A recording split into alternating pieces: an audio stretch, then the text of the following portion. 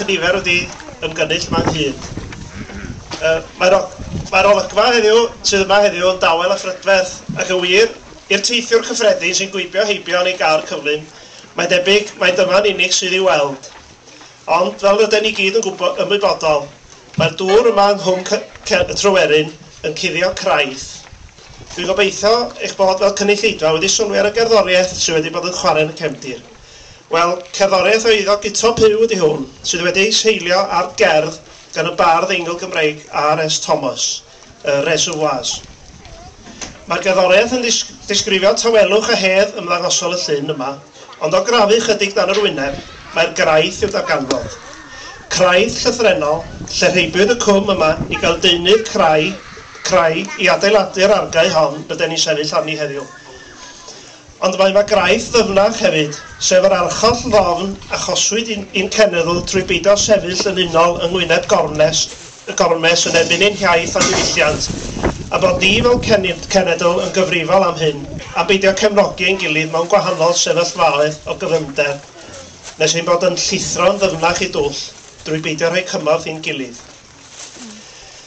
Mor hawdd ydy trosi'r teimladau yn y gerddoriaeth i'r sefyllfa sy'n wynebu cymaint o ardaloedd gwledig Cymru ar hyn o bryd. Ond yn anffodus, nid estron sy'n gyfrifol am y bygythiad y tro hwn, ond ein pobl ein hunain.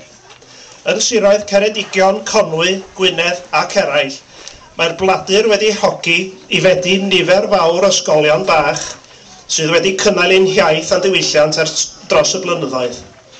Enghraifft o gyflymu ymhellach y broses o lithro i mewn i'r twll, mae'n debyg. Ond nid arna i rydych chi wedi dod i'w rando. I agor y cyfarfod heddiw, mae cor Aelwyd Llangwm. Mae Aelwyd Llangwm bron yn unigryw erbyn hyn yn y ffaith ei bod...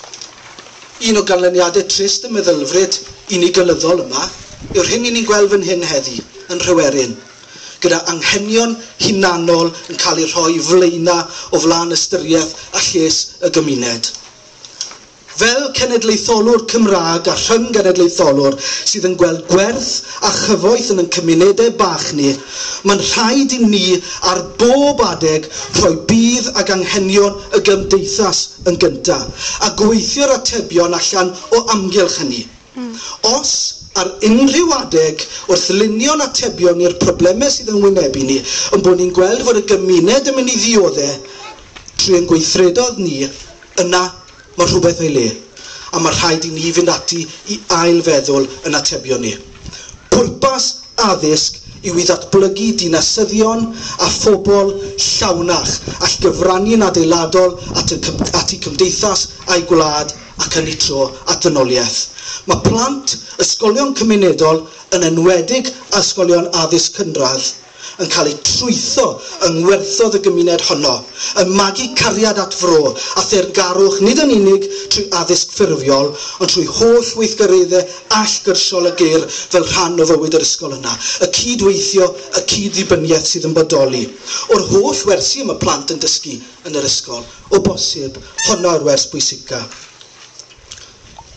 Nawr, i fi'n credu, ac i fi'n gobeithio bod chi'n credu, mae pwrpas addysg yw fod yn rhan o broses o greu gwell cymdeithas, gwell unigolion fydd yn cyfrannu at y gymdeithas hynny.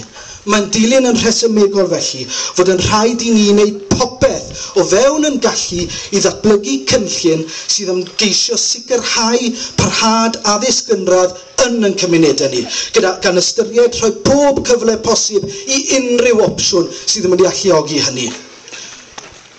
Pan fod rhywrai felly sy'n cynnig y strategaeth yma mae Cyngor Gwynedd yn gwneud i ni, pan bod y bobl yna yn mynnu mae addysg y plant sydd bwysicaf, mae'n rhaid i ni ofyn ein hunain, a mae'n rhaid iddyn nhw ofyn i'w hunain yn bwysicach fyth.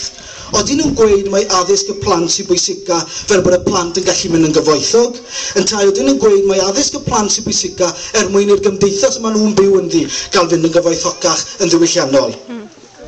Fi'n gwybod fod nifer o gynghorwyr Cyngor Sir Gwynedd yn genedlaetholwyr o'r un anian a fi, a mae'r cwestiwn yn cael ei ofyn iddyn nhw yr wythnos hyn. Oeddi'r ateb sy'n cael ei roi ger ei bronw yn y strategaeth yma mae swyddogion Cyngor Gwynedd wedi lunio yn ateb y cwestiwn fod er lles y gymuned ym Mhenllyn, yn y parc, yng Ngwynedd ac yng Nghymru.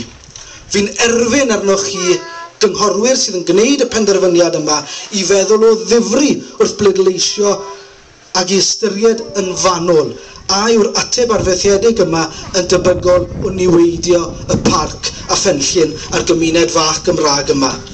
Mae gwelliant Cymdeithas yr Iaith Gymraeg yn cynnig ateb arloesol sydd yn rhoi holl anghenion cymunedau Phenllyn yn ganolog. Pob un cymuned yn dre ac yn wledig, a mae cefnogaeth llwyr ar draws gwlad i'r gwelliannau yma. Mi fydd yn galluogi plant y parc i barhau eu perthynas unigryw nhw gyda'r gymuned trwy'r ysgol tra'n derbyn yr addysg orau posib fydd yn cyfoethogi y parc, Phenllyn, Gwynedd a Chymru ym mhob ffordd. Fi'n erfyn arnoch chi gynghorwyr, cefnogwch welliant Cymdeithas yr Iaith Gymraeg a rhowch gymuned y parc yn gyntaf. Diolch yn fawr iawn.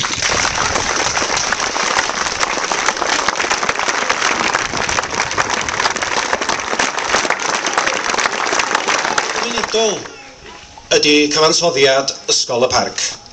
Nid ysgol yn y gymuned, ond ysgol gymunedol. Dwy ysgol yng Ngwynedd sy'n efo'r statws yna. A maen nhw'n bod oherwydd bod nhw mewn ardalodd prin iawn i adnoddau materol. A dyma sut mae'r Cyngor Sir am drin ardal anghennus o'r fath. Cau un o'r adnoddau prin ac maen nhw'n honni na fydd hynny'n cael dim effaith. Yn ôl yr hanesydd John Davies, llyfr y flwyddyn, mi olygodd deddf addysg 1870 godi llawer iawn o ysgolion yn y Gymru wledig.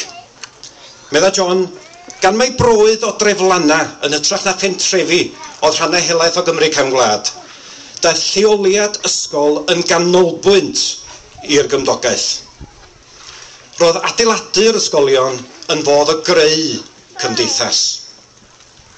Mi fydd eu cael nhw yn chwalu cymunedau.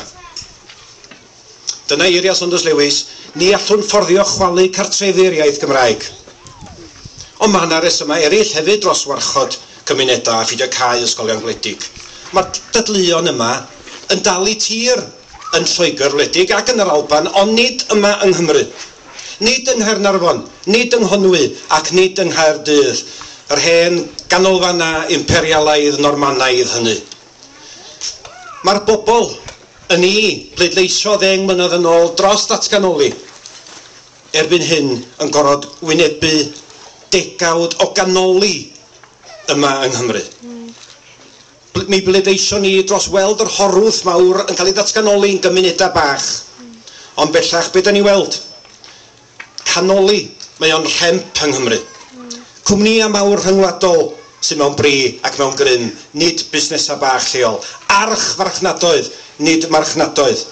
Nid gwleidyddiaeth leol ac atebion lleol i broblemau lleol, ond polisia papur wal dinesig i ddelio â phroblemau gwledig. Nid ysgolion bach, ysgolion mawr. A gadewch ni ymweld â un o'r ysgolion mawr yma.